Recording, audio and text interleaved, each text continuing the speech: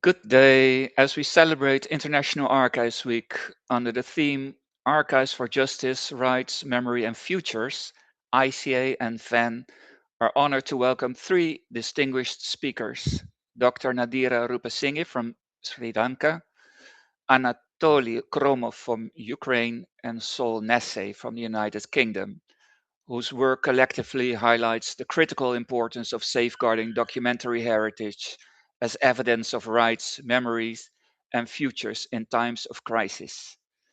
Together, their perspectives span some of the most pressing challenges facing archives today, ranging from natural disasters and armed conflict to cybersecurity and digital resilience.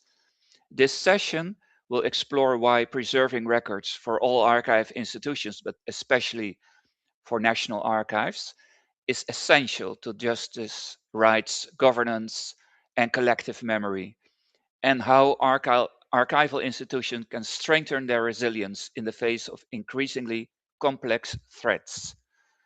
Before we begin, a brief note on the format of today. Each speaker will be introduced individually and will deliver their presentation of about 20 minutes in turn. I will specifically ask you to put your questions in the chat in the Q&A box right under your screen.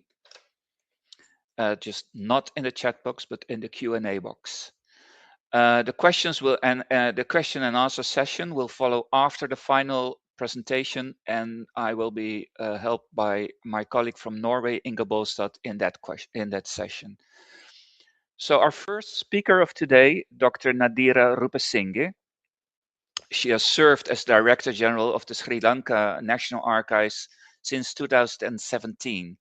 A historian with a PhD from Leiden University and author of Lawmaking in Dutch Sri Lanka, Navigating Pluralities in a Colonial Society. She has led major initiatives in archives and records management, digital preservation, and disaster preparedness. Most recently, she coordinated the rescue and the conservation of 170,000 water-damaged court records following the cyclone Ditwa, working with national and international partners to protect Sri Lanka's documentary heritage. Ladies and gentlemen, Dr. Nadeera Rupesinghe. Hello, everyone. Thank you, Max, for the introduction, and thank you to ICA and the Forum for National Archives for hosting this webinar. I'm honored to have been invited to speak. I will take a moment to share my screen. I believe you are able to see it now. So in late November last year, the cyclone, which is called Ditwa, stayed right over Sri Lanka for around 3 days, prolonging rainfall of a maximum of more than 500 millimeters in some areas. And it has been reported that the flooding that resulted affected 1/5 of Sri Lanka's land area, and that more than 1,200 landslides occurred, primarily in hitherto untouched areas. 646 deaths and 173 missing persons were reported. More than 2.2 million people were affected nationwide. And according to the Post-Disaster Needs Assessment, the PDNA, of which I will speak more soon, the rebuilding cost is reported as at US dollars 3.4 billion. These floods completely overwhelmed critical public officers, up to 40 at our first count, and the sheer scale of the documentary damage was unprecedented in Sri Lanka. Essentially, in the case of the response to Ditwa, we were dealing with damage to record rooms in public offices. They were not records that were in the custody of the National Archives. So public servants scrambled to save what they could before the water reached the records, but at times transferring them to the first floor also did not help because water reached the first floor as well in some instances. Judges themselves, I know, waded through the foul water to salvage as much as possible of their records. I'm sure it's something that would haunt recovery teams for years. First and foremost, I'd like to extend my appreciation to those first responders, to those public servants who faced it firsthand and took steps as best as they could to salvage the records. I know personally that despite damage to personal property, they worked day in and day out, often without a break, to save the records. As first responders, they were going in with no training and no knowledge, but we saw in so many places that the work they did was exemplary. My presentation will focus on the immediate response, international support, recovery, and lessons learned. At the Sri Lanka National Archives, we felt the panic of the ticking biological clock. We were racing to help affected public authorities salvage records before the mold set in. So let me clarify also that my presentation, being essentially a case study, will be very much a kind of ball-by-ball account of what happened. Well, at least as much as I can say within 20 minutes about what seems to me like years rather than just over 5 months since the cyclone hit. So let's consider the response. November 28th is a Friday. It's Black Friday. It was declared a public holiday on Thursday night because the rain, flooding, and landslides were so catastrophic. Sitting in Colombo, we received the first news on Friday morning that water had breached the Kandy courts. Kandy is in the central highlands in Sri Lanka, more than 100 kilometers away from Colombo. So we saw the footage of the water levels mostly coming in through social media. And we knew exactly what the record rooms of some of those public offices were like. We knew also what files were down there in some locations. But we were completely paralyzed because the rain hadn't stopped and the water hadn't yet receded. We used that time, however, to reach out to the highest authorities possible and emphasize that freezing, as drastic as it sounded, would be necessary to salvage the records. I could feel some people freezing at the end of the line when I talked about freezing the records and about reaching out to the public and private sectors for help on that front. So this was an extremely critical strategic pivot that we had to make from day one because we saw water completely submerging the ground floor of buildings. The advice was based on international best practices, and I'm very grateful for the many local and international conservators who talked endlessly with us in those first 72 hours and the weeks ahead. The need for freezing was amply proven by the letter we received just a few weeks ago asking for permission to destroy more than 19,000 records affected by the floods in just one institution, so 5 months later. We use the provisions of the National Archives Law number 48 of 1973 that provides the minister in charge of the National Archives authority over the care and custody of public records in public offices. We hope to make these provisions stronger in a new law that will hopefully soon replace the 1973 law. My minister gave me the go-ahead to ask for help on freezing on Saturday itself, the day the water started receding, but the timing wasn't right at that time. That time would come sooner than I expected in a way. At the beginning, the focus was on saving lives and on rescuing people, as it should be. I must clarify at this point that we did not at the National Archives have a disaster response team ready at hand. A couple of conservators at SLNA at the Sri Lanka National Archives had training in disaster recovery, but there was no system built in that would kick in automatically at a time like this. We had to improvise as we went along. On Sunday, the cyclone was traveling towards India. We used a letter to all public authorities on we issued a letter to all public authorities on social media, asking them to contact us without delay. And in all that time, we were also expecting floods in Colombo. In a sense, we were sitting there watching the clock tick in those 72 hours since the water receded, that crucial window within which to halt the growth of mold. Over the weekend, we started work on issuing advice in all 3 languages as we suspected the scale of the damage would be unmanageable for us as well.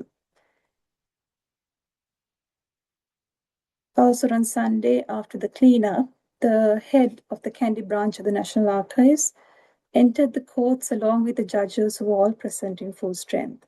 At that point, it was reported that at the least 15,000 ongoing cases were affected.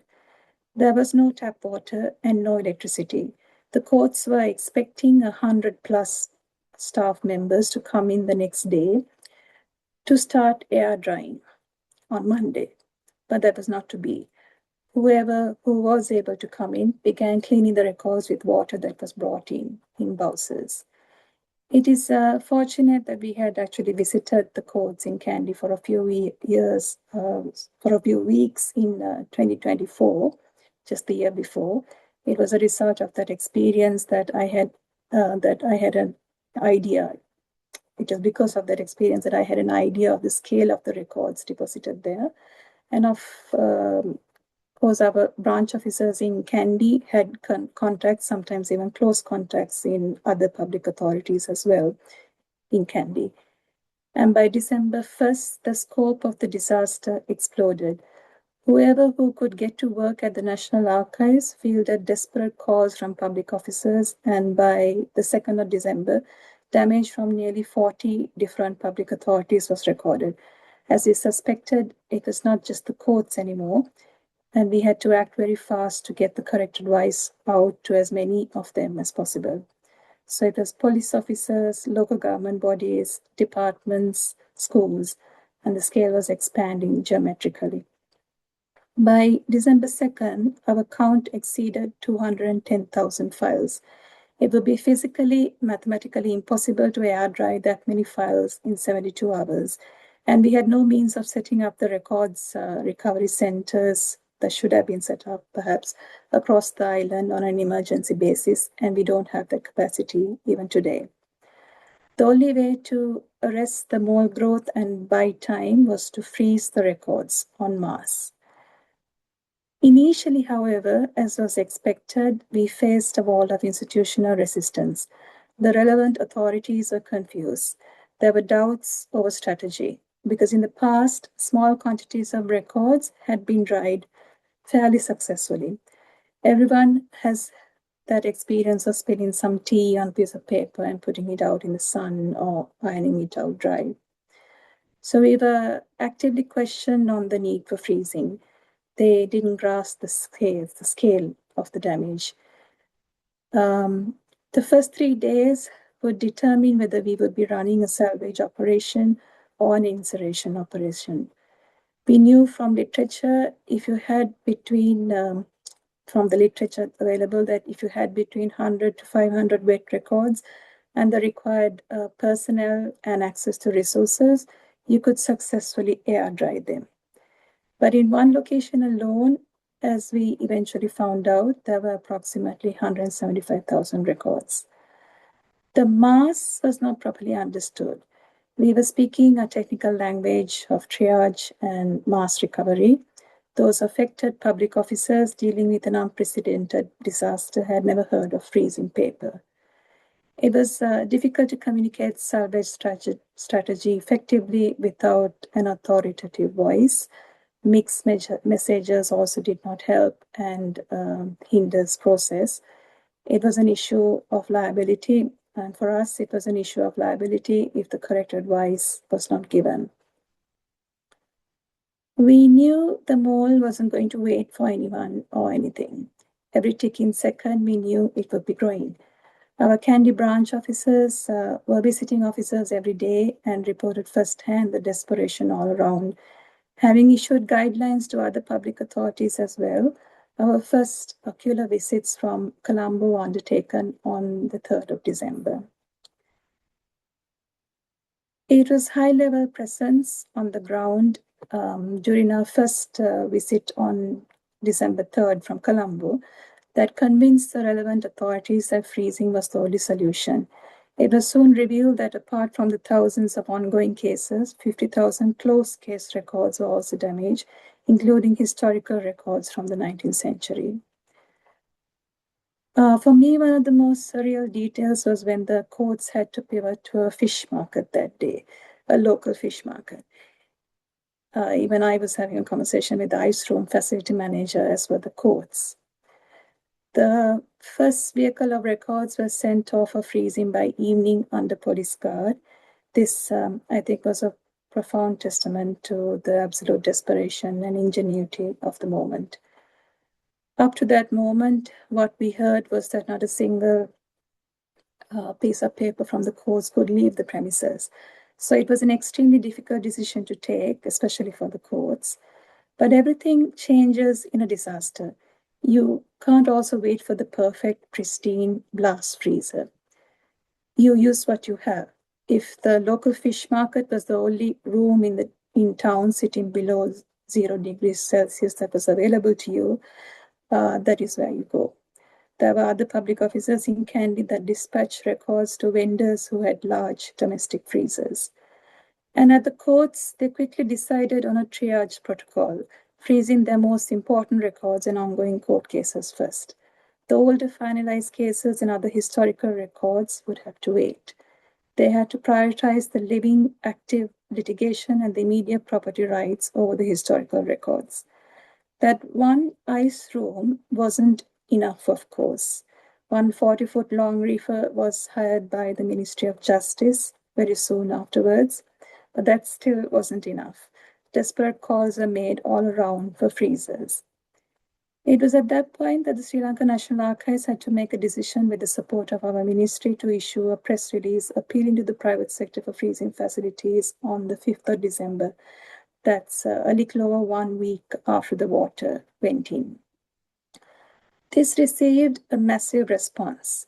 If you want to publicize the National Archives, issue a press release in the middle of a major disaster asking for freezers. In fact, my PhD promoter back in Europe had been wondering, why is Nadeera asking for freezers?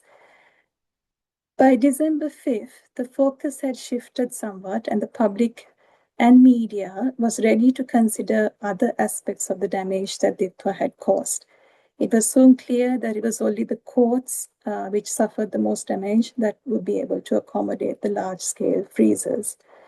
This public call resulted in 2 leading logistics companies in Sri Lanka providing 4 40-foot reefer containers. With close coordination between opposition party members of parliament and the Minister of Justice and the Minister in charge of the National Archives, 3 reefer containers set off on the morning of December 7 from Colombo to Kandy. As a result of the call, the local companies reached out with much needed equipment, other equipment, even importing them, especially for us. I was especially impressed when the Sri Lanka Gamma Center, on seeing the press release, reached out to us proposing that irradiation treatment be considered as a disinfection treatment. We are working closely with the Ministry of Science and Technology in this respect. The moment those dried records are returned to an uncontrolled environment and the incredibly humid environment in Sri Lanka, dormant mold spores can bloom again and will begin to actively germinate. So then the hazard can return. To make those records permanently safe for the staff to handle, we are looking at gamma radiation for at least the historical records that will remain in the archives. By Christmas, high-level meetings at the Ministry of Justice ensured that we had a plan. By that time, freezing was a given and was well underway. We agreed that the conservation work would be carried out in the head office of the Sri Lanka National Archives in Colombo with external staff, that priority would first be given to the ongoing cases and that records older than 25 years would be transferred to the National Archives.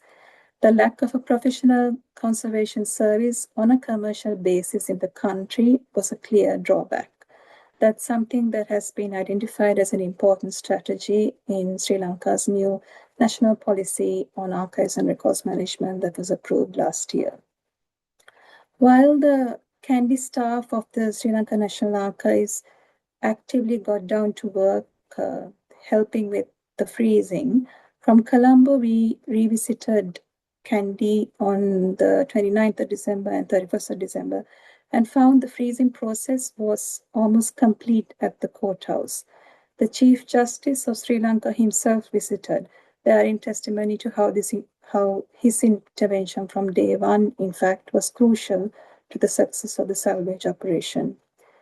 The courts by that time were looking at 6 40-foot long reefer containers in their car park, apart from the ice room in the fish market. 4 donations and 2 rented reefer containers had invaded the car park of the courts complex. The international technical interventions we received were vital and continues to be so. In the interest of time, I won't mention them by name. When working with international organizations, I greatly appreciated the speed and immediate comprehension of the matter at hand that we saw. Incidentally, many institutions are interested in sponsoring work that involves the conservation of archives with cultural value. So we had to explain that many of the current ongoing records that we would be dealing with first would become archives in a few years and thereby gain cultural value. But that clarification was easily understood. It was important that at the Sri Lanka National Archives, we received international training on the post-disaster needs assessment process in January this year. This enabled us to submit reports to UNDP, the United Nations Development Programme, that was coordinating the writing of the PDNA report that had been requested by the government of Sri Lanka. It was when we visited the affected public authorities and were filling out reports for the post-disaster needs assessment that it was revealed that 140,000 records are frozen by then, and up to 35,000 were exposed to high humidity in the courts. It was only at this point that a decision was taken to focus on the courts as the only public authority that had by then frozen their records and could provide concrete figures, given also the scale of the damage in that single location. We knew from the existing literature on the PDNA process that archives and records would be treated under the governance sector. The final report makes clear what archivists have long understood. Public records are not just administrative paperwork, they are the infrastructure of justice, rights, and memory. The PDNA explicitly recognizes that water damage to court records in the central province represents one of the most consequential governance effects from the cyclone, with implications that extend well beyond the immediate cost of physical repair. The PDNA identifies why this matters so profoundly. The affected records are evidence of ongoing and future legal proceedings. They support property transactions worth millions of rupees. They protect citizens' rights to property, inheritance, family status, and access to justice. They document over 150 years of social, economic, and legal development in the central province. Their loss cannot be captured in any monetary figure. The value of archives, legal documents, and historical records cannot be adequately captured in monetary terms. I had to say the report exceeded my expectations of the recognition of the value of archives and records, and we are grateful to all the international and local agencies that assisted in compiling the report. To understand the anatomy of this disaster fully, we have to consider the massive recovery operation that will take years to complete. In the archival community, we know of other examples that took many years to complete. This timeline needs to be looked at proportionately. How long will it take to recover digital records lost in a cyber attack? Sometimes, as we well know, it's never. So the first 40-foot container came to the National Archives on the night of March 5th. That was also a rather surreal experience for us. And the numbers are just staggering. 140,000 frozen records, of which over 11,000 have already arrived at the National Archives, and an estimated 35,000 historical records exposed to high humidity. And among the frozen records, around 13,000 are active case files. Active meaning the litigation is happening right now. Decisions are pending.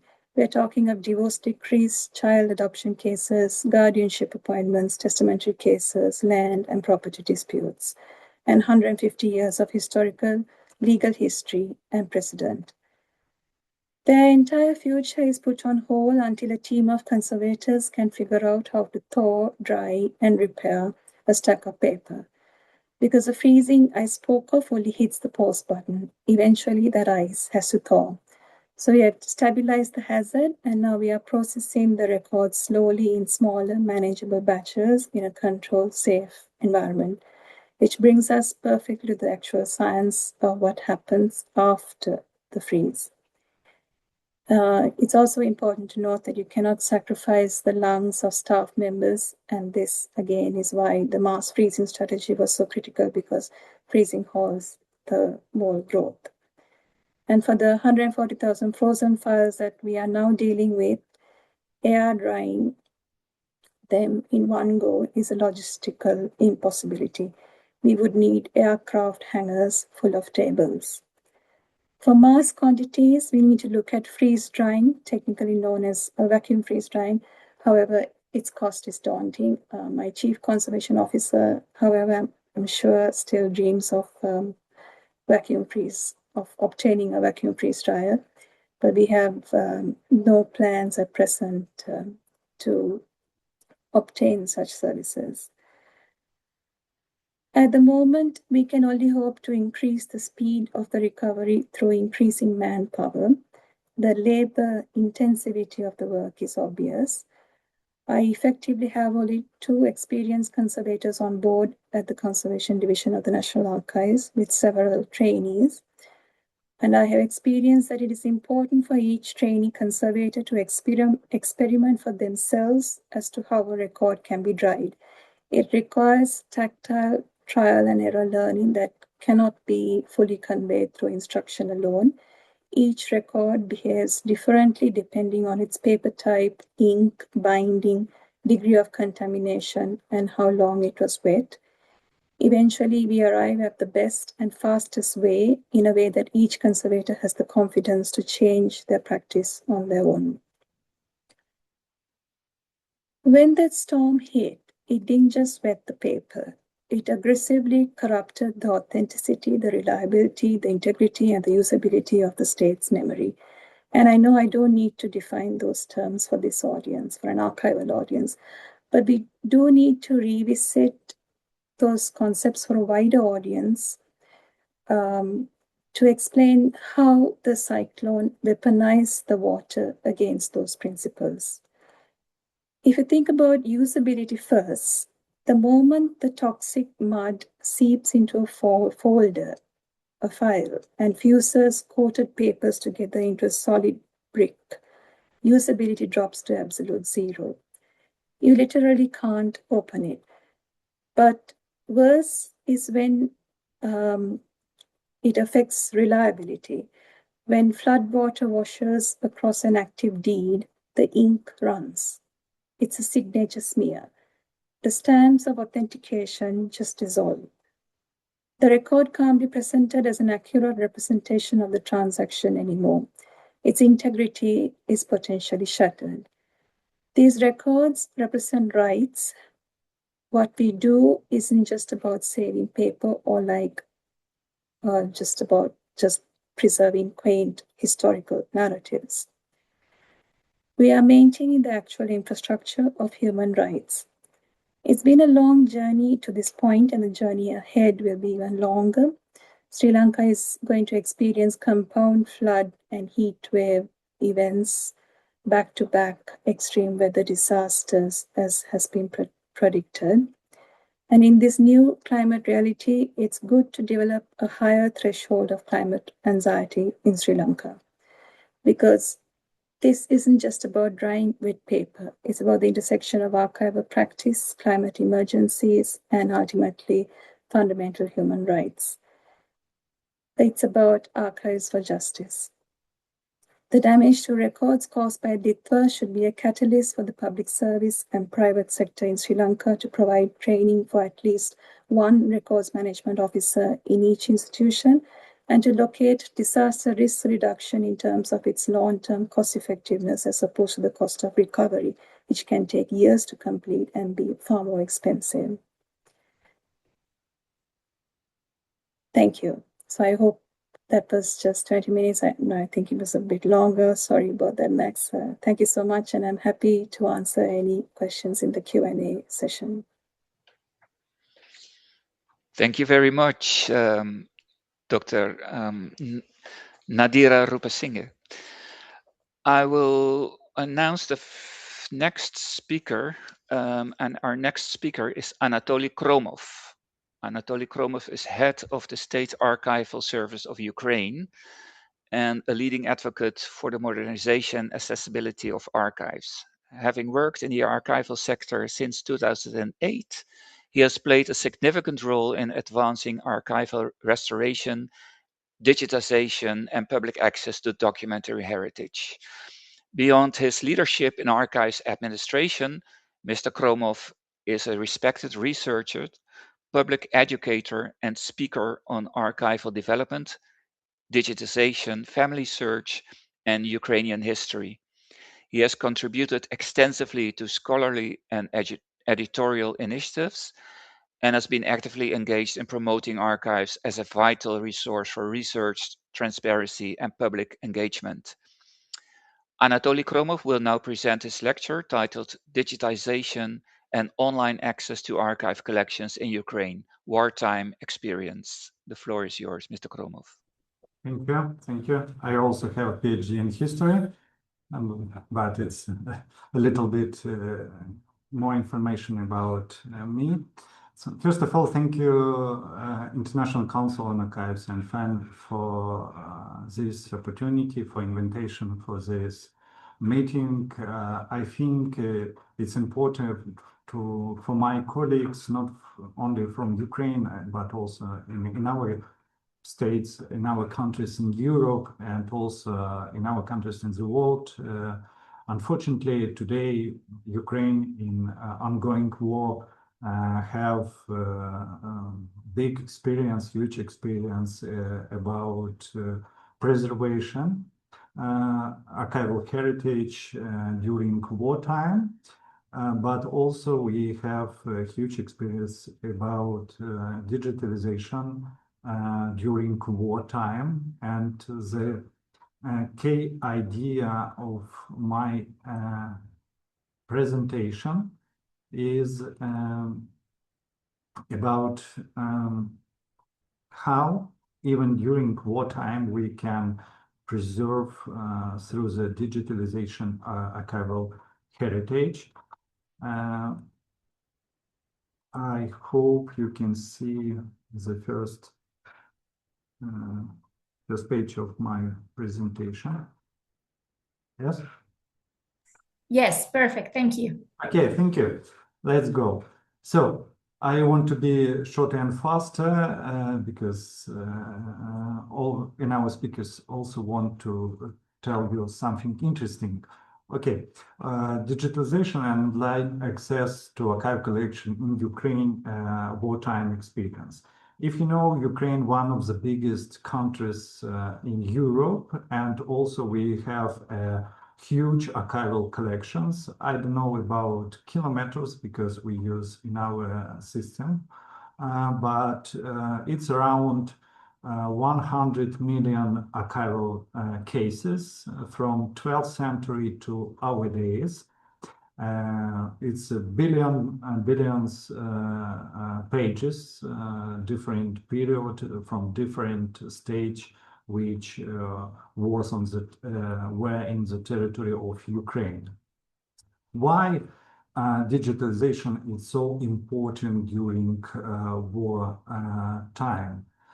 Since 2014, then started armed conflict and aggression to the territory of Ukraine. We lost 9% in Crimea, Donetsk, and Lugansk Oblast, 10% of National Archival Fund. Since 2022, full-scale Russian invasion, we check information every month and now talked about 2% of losses.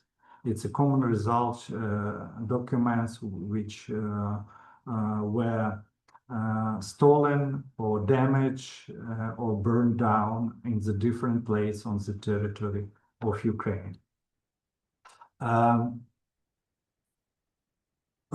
Only during 2020, on the March of 2026, we have more than 100 cases of damage of archival buildings, which shelling by drones and missiles attack. And unfortunately, this March 2026, it was first case when Russian propaganda confirmed about attack to the Central State Archives in Lviv, and Russia propaganda that this attack directly targeting to our building because, as they said, on this building located, situated foreign soldiers, but it's not true. So in such condition, Ukraine want to preserve our archival heritage, because we understand that our archival heritage is not about Ukrainian history. It's also important part of European history and in our people of the world. So we provide digitalization like a first priority since 2020. And now we can demonstrate leadership in this sphere. You can see in 2023, more than 21 million digital copies produced in Ukrainian archives, with assistance different government and non-government institutions from Ukraine and in our countries. In 2024, our result over 34 million digital copies during this year. And now we have result from last year, 2025. We digitized together with our partners more than 52 million digital copies in all our systems, Ukrainian archives.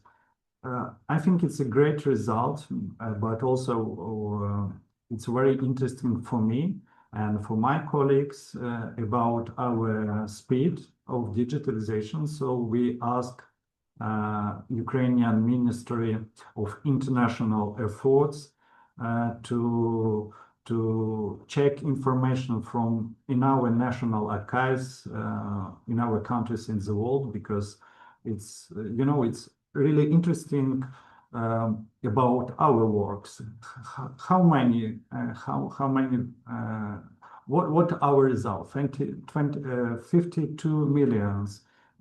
It's the first place in the world, maybe second place. So I really ask you if our embassy, ask National Archives in your country, please share information about your experience, about your digital project during 2025.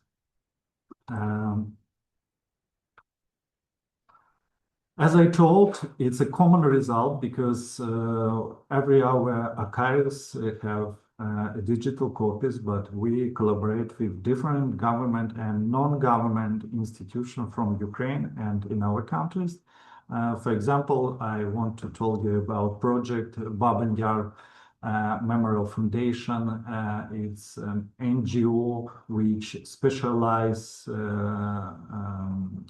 history of the Second World War, Nazi occupation of Ukraine during Second World War, about Holocaust.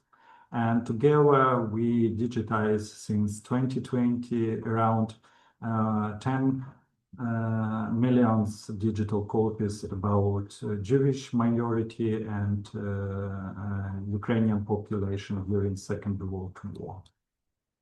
Also, we provide and establish in 2022 Ukrainian online platforms, interarchival search portal, where we can publish digital copies from Ukrainian archives. It's absolutely accessible, and over 20 million digital copies you can see in our online platforms. It's very important because our interarchival search portal situated in cloud. We use cloud technology, and this one of the method to preserving our digital archival heritage. Also, we provide this is a special project, Ukrainian Martyrology. It's important for Ukrainian history because in this place you can find information about Soviet repression against Ukrainian population during 20th century. Our main partners and the biggest project of cooperation and collaboration is the project with Family Search International from United States. We established this cooperation since 2020, before the full-scale invasion, and I think it's a good idea because around 70% of all our digital copies produced with association with Family Search. We planning together to establish 100 digital cameras, 100 operators from Family Search, which could produce every day around 2,000 digital copies. We're planning to finish digitalization of all genealogical documents in the perspective 3-4 years, and I hope it's important for Ukrainian population, but also for in our peoples who have some roots from Ukraine in different period of our history. Also, I want to tell you about some our innovation in archival legislation. As I told, unfortunately, we lost during wartime some part of our collection, but at the same time, biggest part of our phones, of our collections were digitized before it. So, according to the change of archival legislation, we legalize digital copies in the case when original paper documents stolen or burned down or damaged during wartime. So I think it's a very important, according to our meeting about archives for justice, about transition justice. I hope its idea could be sharing to in our countries, which unfortunately also could be in armed conflicts. Also, I want to talk to you about international support and cooperation. It's very important for us, and we collaborate with different government and non-government institutions, archival institutions from, first of all, European countries, but also we have a short period when we have assistance from US Department, State Department from United States. Also, I want to say thank you for International Council on Archives and Alif Foundation. When we together prepare a special guide how to digitize archives during wartime, especially in the focus frontline archives. I think it's a good guide which share in the official website International Council on Archives.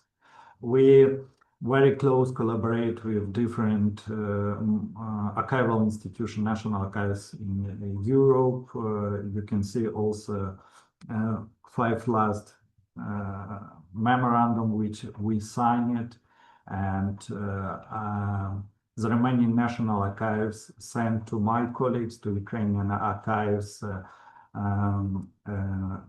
special materials, equipment for digitalization and preservation archival collections, and I really thanks for your assistance.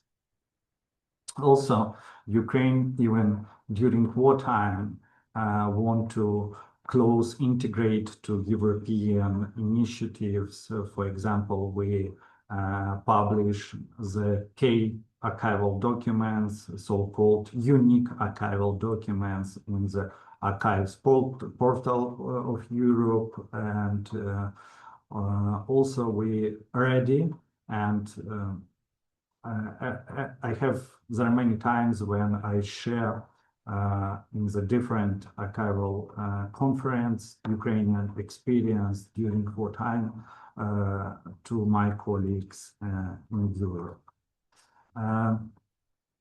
I think according to the main idea of our meeting, Archives for Justice, we have the huge challenge and our future prospects to establish state electronic list registers of national archival information resource. Because when we talked about repatriation, restitution of archival heritage, first of all, you must have the list of your archival heritage. Unfortunately, during the war, during the armed conflict, very often archival collection stored together with different registers and in our information about these collections. So if you want to provide transition justice, if you want to provide in future the process of repatriation of archival heritage, first of all, you must know information about all your collection, about all your heritage before the war, during the war, and after the war. So thank you for your attention. I hope if you have some question you can ask in the chat, and I really try to answer for your question. Thank you. Thank you very much, Anatolii Khromov. Yes, questions you can leave in the Q&A box on the bottom of your screen. And we will address that questions after the third speaker. And the third and last speaker in this first webinar of the 2026 International Archives Week is Saul Nassé. Saul Nassé is Chief Executive of the National Archives in the UK, Keeper of Public Records and Historical Manuscripts Commissioner. He also holds several official Crown publishing roles, including King's Printer across the UK, and oversees the integrity and publication of the nation's public records and legislation. He brings extensive leadership experience across education and media, having previously served as Group Chief Executive of Cambridge Assessment and Control of BBC Learning, where he led major digital and public engagement initiatives, including the Domesday Reloaded archival project. Saul Nassé will explore the ongoing challenge of balancing robust cybersecurity and protection against increasingly sophisticated threats with the responsibility to ensure broad, reliable access to archival materials for diverse users and formats.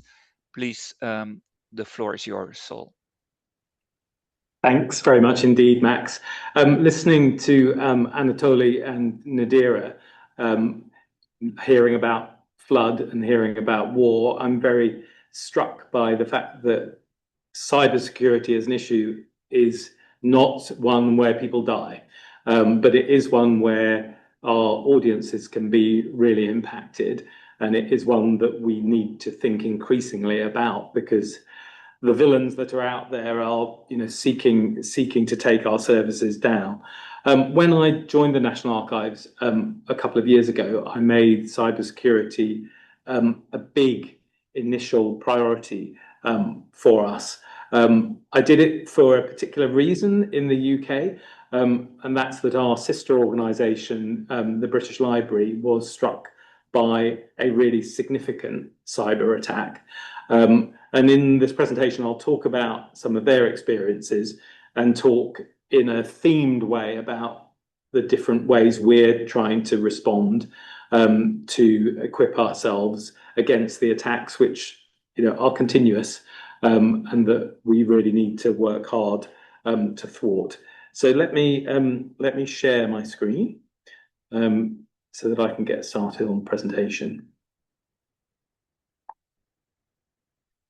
Great. So I'm going to start off by talking about the British Library. So they, like us, are a memory institution, a sister organisation of ours. They were attacked in October 2023. It was a hacker group called Residia.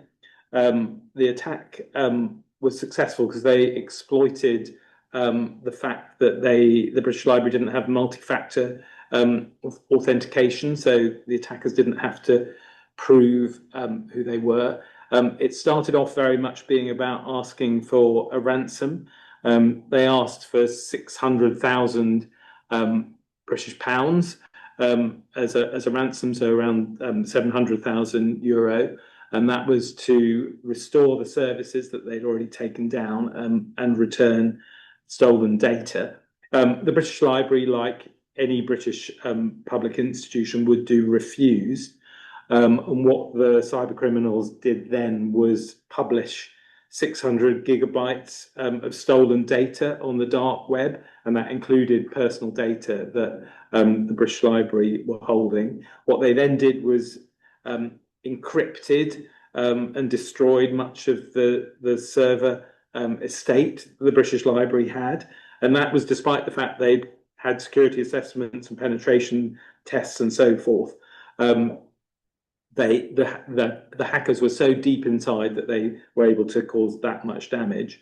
They also took down servers that were there to inhibit system recovery. So that not only did they destroy what was there, they destroyed the ability to bring it back up online. And that also meant that the criminals were able to cover their attacks as well. So it was a really significant attack, deep and extensive damage. They managed to stay physically open, but the research services that they were offering were really compromised, and they lost access to key systems like their catalogue. And overall, they were estimated to end up with £7 million worth of damage. So really significant impact on users, but a significant impact financially. So this tells us all, as archives, which have similarities to libraries in some ways, that we are a target and that damage can be really, really extensive. If you get a chance, find the lessons learned document that the British Library have put up online, because it's a really useful document in terms of sharing what they've learned and what they've done now. So let's have a think about what it is we need to do as archival institutions in the face of attacks like the one the British Library had land on them. The first thing is always to prepare for the worst. Really what preservation is about is risk managing over time. And what cybersecurity is about is risk management. So you've got to assume that we will be attacked, but you've got to try and minimize the risk of it. And doing that means monitoring threats in a real-time way. What we've got now are systems that are recording literally millions of events that are happening across our networks every day. So, I, as I sit and talk to you now, will be clicking on a keyboard, I'll be pressing a forward button on a PowerPoint, I'll be pressing mute on Zoom. They're all actions, events across the network, and we monitor them in real time. And just occasionally, you'll find a threat worthy of investigation, and we reckon it's one in 10 million events are an event that you need to look further and more closely at. So this sort of real-time preparing for the worst, really important. It's important too that we're doing that to maintain access. So all the time we're looking at those activities, you're thinking, what other things here that could shut down the access to the content that we have? One thing also about preparing for the worst is making sure that you've got really good backups of your material. In the past, those backups would be on tape. Now they tend to be written to disk arrays that are on the network. And the first thing a ransomware attack like the one that the British Library had would be to locate those backups and encrypt them so that you can't access them when you try and restore. So a really important thing to do is to make sure those backups are what's called immutable, which means you can't alter them, delete them, or overwrite them. It's also something in terms of preparing for the worst that you need to do is recovery planning. You need not just to have those backups, not just to have them immutable, you need to test whether you can restore from them and bring data back. And that might be the restore of a file, or it might be a directory, or it might be the full disaster recovery of the whole system. So do that planning. And then it's worth just thinking about the threat actors that are out there, because it could be ransomware, phishing, malware, social engineering. They're all threat actors behind them. It might be a commercial ransomware group, or it might be a state actor. And we've got to be ready for attacks from all of those people. It's super time intensive to do all this work, analyzing logs. You've got also the effect of bots landing on our sites. So you've not only have you got the events that are being created by your users, you've also got bots coming from outside that are pinging your site all the time, and those are all events. And you've got to look at those and see whether they're potentially threat actors too. The second theme I'd say is about improving risk information. It's really important that you're scanning and understanding your whole supply chain. So where are all of the incoming suppliers that you've got, and do they expose you to risk? It's not just what's owned by the National Archives. It's all of the suppliers, our cloud suppliers, our software that we've got. And you need to understand that risk across the piece. We're now using cloud monitoring software that lets us do that. There's also something in terms of improving automation and patching capability. Unpatched software where you've not got the most up-to-date patches is a real risk. And we're now increasingly automating that patching, sometimes enhanced by AI. We're also doing work when we bring new code into the system. We're always upgrading our system with new bits of software. We're now using what's called code scanning to actually look at the underlying quality of that software to see whether it has vulnerabilities or worse, bugs that make you vulnerable to attack. So those are a couple of real sort of bits of technical work that we believe are important, improving the risk information, preparing for the worst. The next thing I was going to say is really important, is developing a security culture for your organization. I mean, in the end, most attacks happen because someone somewhere on the team did something that really wasn't the cleverest thing ever. And it will often be a series of those kind of mundane errors rather than a sophisticated attack that leaves you open to an attacker.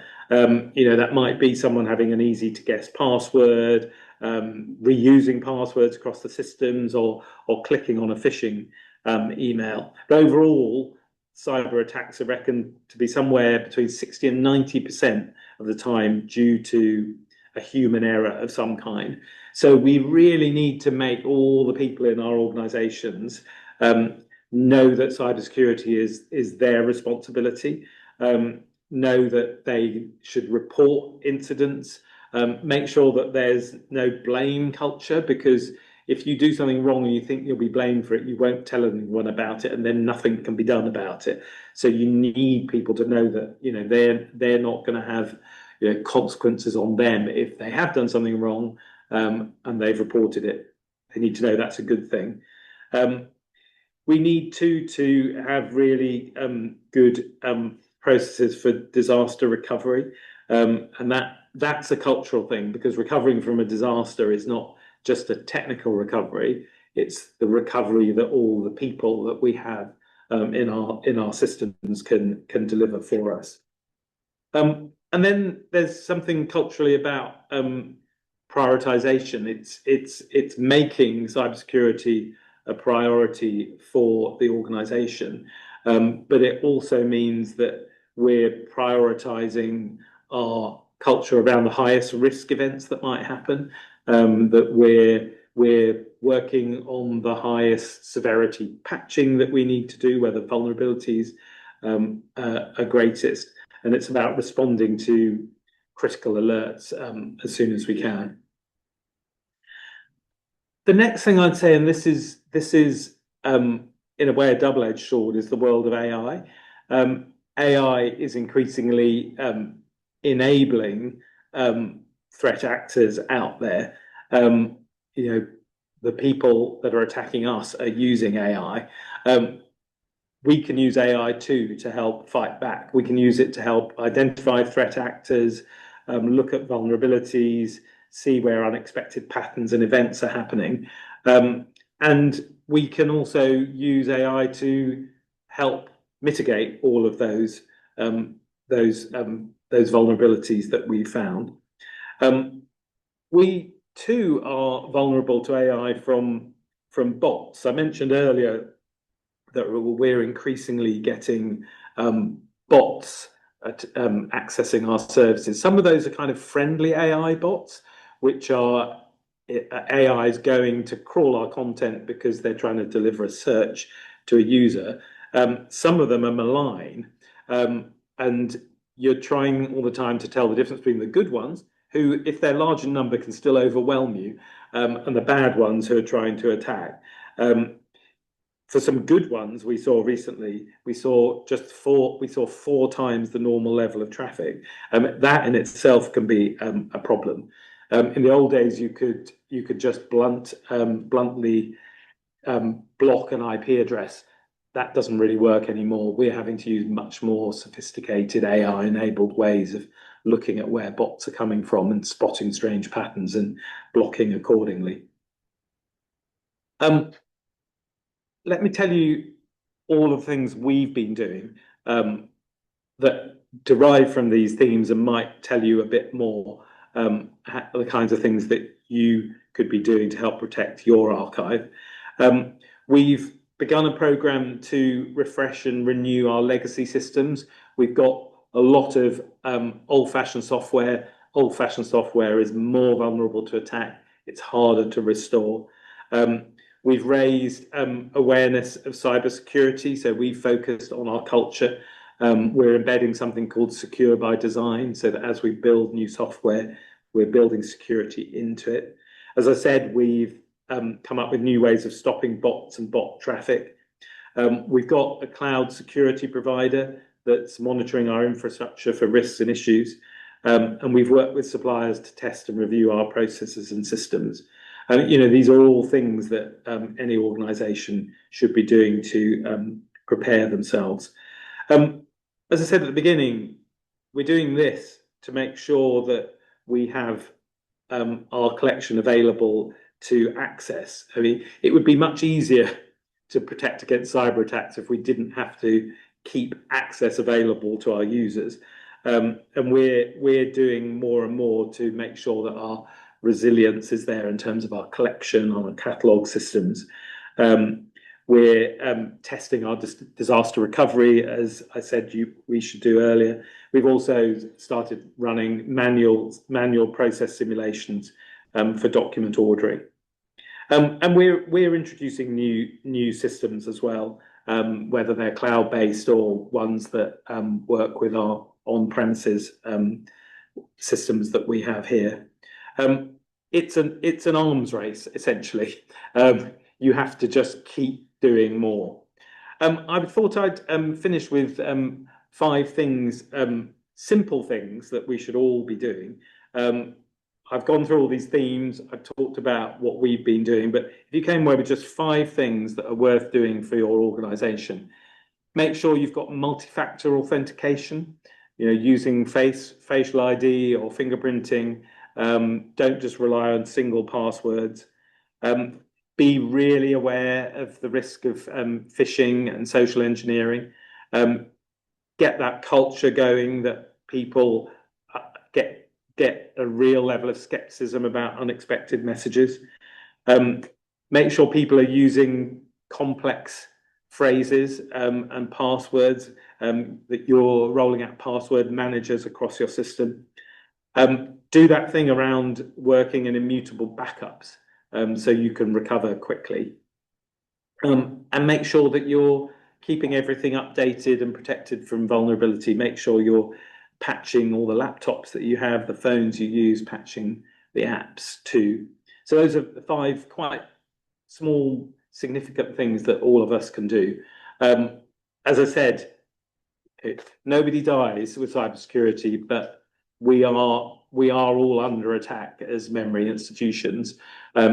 Making this a priority, getting the culture right, being prepared for the worst, working out how you're going to recover when you do get attacked using AI. They're all really important things that we can do to stay ahead of the game. Thank you very much. Thank you so much, Saul Nassé, for this interesting lecture on cybersecurity. And indeed, we had 3 interesting speakers and lectures on a natural disaster, on a wartime country, and indeed cybersecurity. There are a few questions, and I also look at my colleague Inga. She's also monitoring the questions. I've seen a few questions in the Q&A box. So I guess the first question is for Dr. Nadeera Rupesinghe. The question is from Anna Prachiavati, and she asks, when managing judicial archives, which of the following poses the most significant challenge regarding public access? Do I understand this question? Which is the most significant challenge for judicial archives regarding public access? Would Perhaps this be there should be another part in that question. It's probably about public access. I can answer in general about public access to judicial archives. And that's actually a very interesting question, because we are currently drawing up the retention schedules, or we are updating the existing retention schedules for judicial records. And when we went to the higher courts, the response was that actually records of, say, the Supreme Court or the Court of Appeal are all open. So this is still work in progress. So we will be making a mention. We will be mentioning the access conditions of the lower courts also. And then when the retention schedule stipulates it, then the institutions, while they are still handling those records, they can follow those regulations, and we would follow suit when those records, some of those records, come to the National Archives. Thank you. This is indeed a question for retention schedules, yes. The next question is from Emerson Bryan. And Emerson is from the Caribbean. Maybe I can be of help on this, because I'm from Carbica. Emerson asks, we would be grateful for any information on companies providing remedial and recovery services here in the Caribbean, as we are prone and vulnerable to hurricanes and damage from water issues such as flooding, whilst we have some local shipment firms standing by to stabilize any water damage records using reefer trucks. We have no local experts to help us recover the records, so any help with pointing us in the right direction for firms in the Americas would be most helpful to us. Yes. As member of Carbica, I can tell you that one of the characteristics of the Caribbean is that we import a lot. And so there are lots of the wholesale sector in the Caribbean. They do have grand warehouses, which are completely frozen freezers. Try to sign an MOU with those companies before disaster strikes as a way of preparedness. And if disaster strikes and you have water damaged records, you can put them on pallets, wrap them in plastic, and put them for at least a month in those freezers. And you can also contact a network in the Caribbean Heritage Emergency Network for expertise. There's also a manual on this issue on ICA's website, which is written by Emily Loomis and Margaret Crockett, a manual on disaster management. I would suggest to download that as well. Those are some points on this question.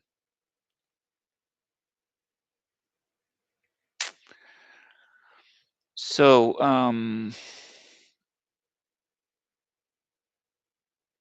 we've got a question from Rachel Anouk Bengun from Africa.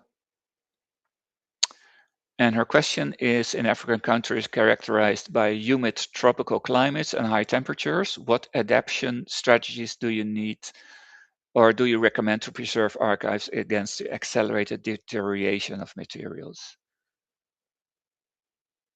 To whom shall I? It is also for Dr. Nadeera, Max.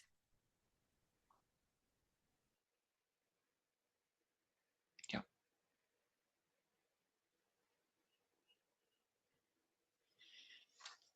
So Dr. Nadeera, Yes. could you elaborate on this?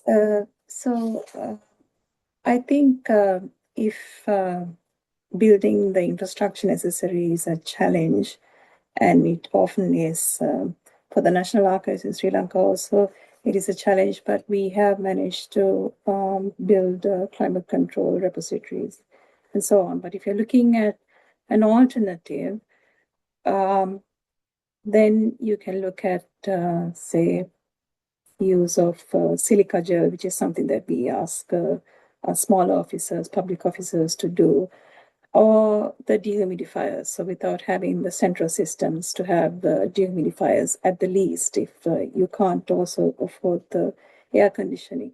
But what's important, I think, is advocacy, that you use disasters or experiences that other archivists and records managers have had to continuously speak with the authorities for the necessity to build that infrastructure. And digitization is not always the answer, and that itself comes with a lot of other added responsibilities in terms of keeping the digital record safe, and we heard that from Saul Nassé. So we need to always keep the original, even if we are digitizing, and digitizing if the building up the infrastructure for maintaining the digital record is a challenge as well, and it will be, then we need to take small steps, I think, and constantly advocate for building the necessary infrastructure.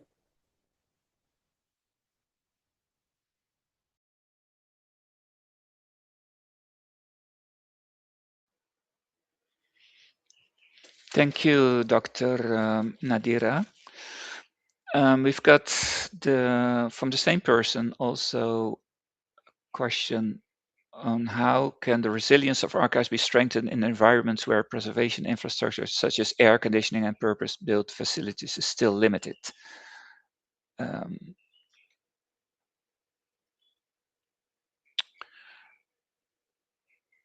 Would Mr.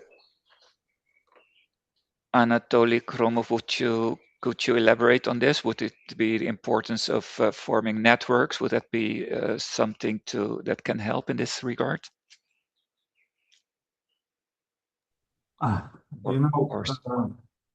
Safe havens. Yes, thank you. I can talk about our experience because if we talk about archives during wartime, it's a concentration, different kind of risk, and it's different kinds of military aspects, economical aspects, and also during wartime in winter period, we have the many risks about preservation archival collection in our buildings because during the war we have in Ukraine there are many problems with electricity and without normal conditions we can talk about death in silence about archival documents because if you haven't any solutions of water and especially electricity, it's a huge problem really. So today we're preparing for new winter and we establish with government and also non-government institution solar electric station on all our roofs when we can do it because we think about future winter right now in summer. And also we collaborate with not only with archival institution, but also within our institution, which can send special equipment for our archives. But I think the huge challenge about priority, because when you have huge collections, I think the huge challenge to check the first priority in all your heritage. So unfortunately, tourist resources during wartime is more problem for us. It's money and time because we need more and more activities and for find assistance from different places in the world. Thank you. Does Ukraine, for example, place digitized archives in a safe haven abroad? Like there is an initiative for yes, safe havens for archives at risk? I think it's a good opportunity, for example, to say thank you to Saul and United Kingdom. As we know, with assistance with International Council on Archives, we have a special memorandum about preservation digital copies from Ukraine in United Kingdom. So thank you again. And former General Director of National Archives, United Kingdom. But as usual, we have free place when we preserve our digital copies. First of all, we have a hard disk directly in our archival buildings. Also, we use cloud technology for our interarchival search portal. And very often we use some copies when we lost from our partners. For example, Family Research International in Salt Lake City have a beautiful storage, digital storage in mountain, and we have 2 times when our digital copies lost on the territory of Ukraine, but our partners sent again digital copies for without any permission for our request. Thank you. I will go to the next question. That is the question. Do the presenters or people in the audience have responses to the recent scares posed to cybersecurity by Anthropic's Claude Mythos? And it's referring to an article on the BBC News. Maybe this is a question for Saul. Yeah, I mean, we're thinking very hard about it. It's very much in that theme that I talked around, AI exposing vulnerabilities and AI helping to fix and identify those opportunities. At the moment, I think every organization is thinking about it. Anthropic are obviously making the system available to some good actors to help them with identifying vulnerabilities. We're not part of that yet, although some of our suppliers are, so I suspect that we'll end up seeing some outputs from it. But AI is changing everything about the world, and it's certainly changing the world of cybersecurity, so it's one for us all to keep an eye on. Thank you. So the last question from Abu Bakr Sanogo. Do presenters have any thoughts regarding the implications of war and cyber attacks for a global South archives with little budget to implement some of these protective measures, recover lost documents, or even caught in situations of digital native records and documents? Do any of you have any thoughts on that? Low budget countries, low budget measures. I guess the thing I would say is, it's always going to be a matter of prioritization, and I talked about some of the things.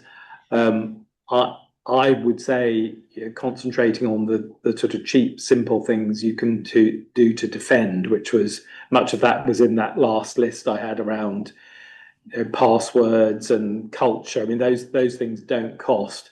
And then in terms of the hard spending, I personally would really try to focus on making sure that you've got those backups, and that you can restore. In the end, that's what our job is to do as archives, is to preserve. So if you've got the backup and you've got it separated and you've got it immutable, and you might, rather than using high-tech systems, that you might do it with a tape drive, and you might have 2 tape drives and have them on 2 shelves in 2 different places. I think all those things are worth doing.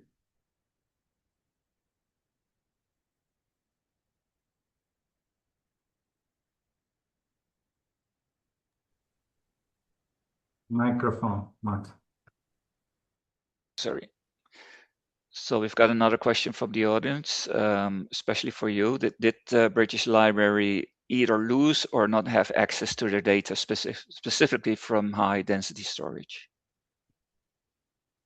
I don't know the details around high density, but they had data encrypted and made unrestorable right across their systems. So some of it was base data, some of it was software, some of it was catalog data, and they have been able to restore it, but it's been a long and slow process. They haven't got all of it up online now. They've got the vast bulk of their services, but they're still restoring some pieces of software. I think it's the software that's been the hardest thing to restore more than the data.